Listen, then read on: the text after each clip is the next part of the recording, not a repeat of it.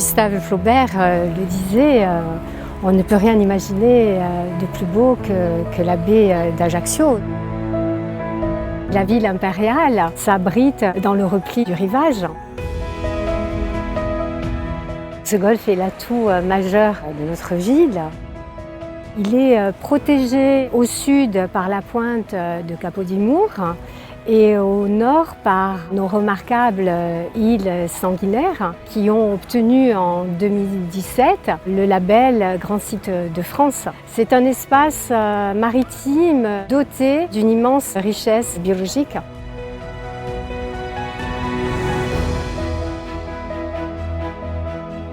Le golfe d'Ajaccio, c'est 17 km entre La Parate et Capodimour et 17 km entre Mezzomar, la Grande Sanguinaire et la Tour de Capitelle.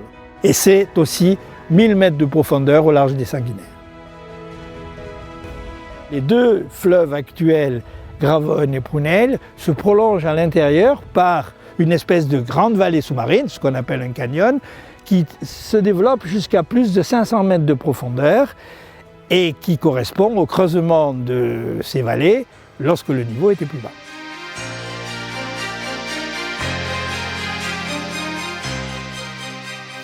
La charte Pélagos donne la chance à la ville d'Ajaccio de collaborer avec l'Italie et la principauté de Monaco pour agir ensemble et travailler de concert pour préserver ce beau sanctuaire au cœur de notre mer Méditerranée.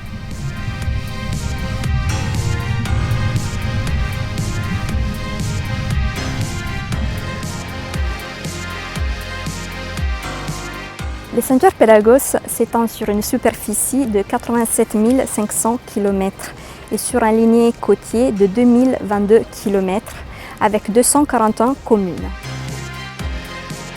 L'accord Pélagos a été signé en 1999 entre la France, l'Italie et la principauté de Monaco. Il est entré en vigueur en 2002 afin de protéger l'extraordinaire biodiversité d'une zone unique en Méditerranée. Les fonds marins et les courants liguro-provençal permettent une remontée des nutriments selon le phénomène de l'upwelling qui attire surtout dans la saison estivale les populations des 8 espèces qui sont régulièrement observées dans les sanctuaires Pélagos. Les dauphins bleus et blancs, les grands dauphins, les dauphins communs, les dauphins de ruisseau, les cachalots, les rorquals, les iphus et les globicéphales.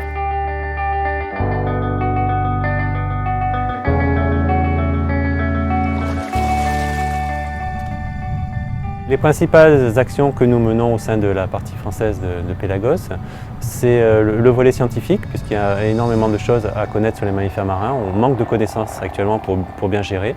Il y a un volet éducation, sensibilisation, formation auprès de tous les publics pour faire connaître les richesses de Pélagos et les bons comportements à adopter. Et ensuite, il y a tout un volet gestion avec des mesures particulières qui sont développées depuis une vingtaine d'années pour les mammifères marins au sein de Pélagos.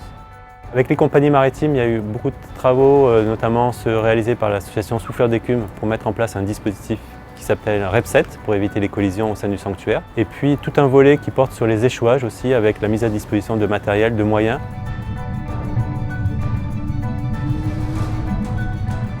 Le réseau national échouage est un réseau qui est présent sur tout le littoral français et qui couvre donc toutes les côtes de France, la Corse comprise.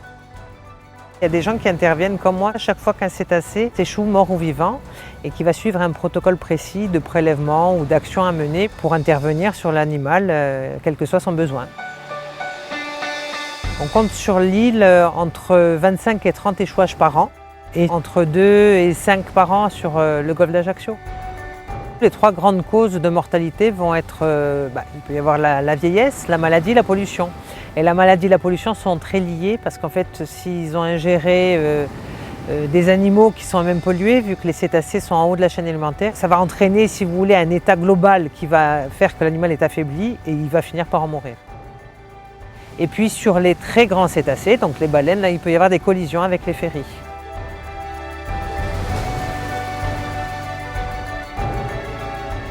Ajaccio est une commune importante puisqu'elle est quasiment située au centre du sanctuaire. C'est une commune vraiment qui est ouverte vers la mer et avec laquelle il est important de travailler parce qu'au niveau de l'ancrage territorial de Pélagos, ces communes corses sont essentielles.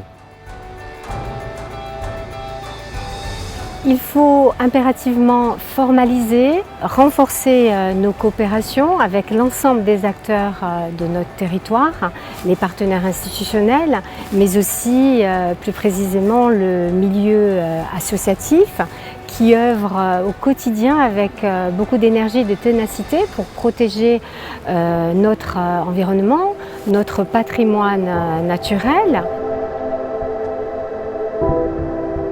Global Earthkeeper est une association de défense environnementale et animale.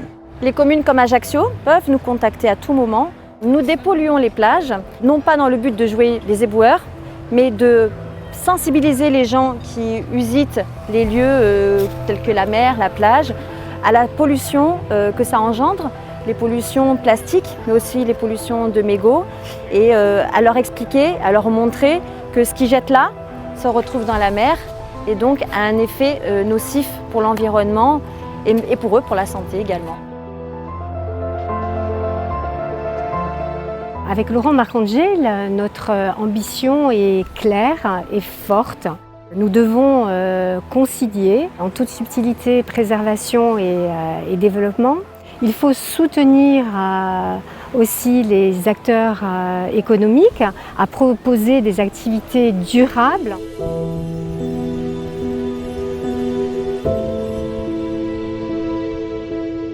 Pour la Naveva, il était primordial d'avoir le label High Quality Whale Watching. Qu'est-ce qu'on entend par l'expression whale watching? En traduction pure, ça veut dire observation de baleines. On s'est dirigé vers le whale watching à une époque où on avait des amis qui faisaient partie d'une association, Corsica Observation. C'était la manière de faire la recherche et en même temps d'amener du public. On ne va pas sur des mammifères marins comme ça sans savoir. On a une formation. 3 jours que l'on passe avec une association qui s'appelle Souffleurs d'écume, qui représente un petit peu le sanctuaire Pélagos. C'est pour justement montrer qu'on était capable de faire des choses en respectant des codes et des usages qui sont indispensables pour préserver notre milieu marin. Pour un bel avenir, il nous appartient d'agir dans le bon sens. Je reste optimiste pour faire rayonner notre territoire et proposer une destination attractive où la qualité environnementale se conçoit comme un atout majeur.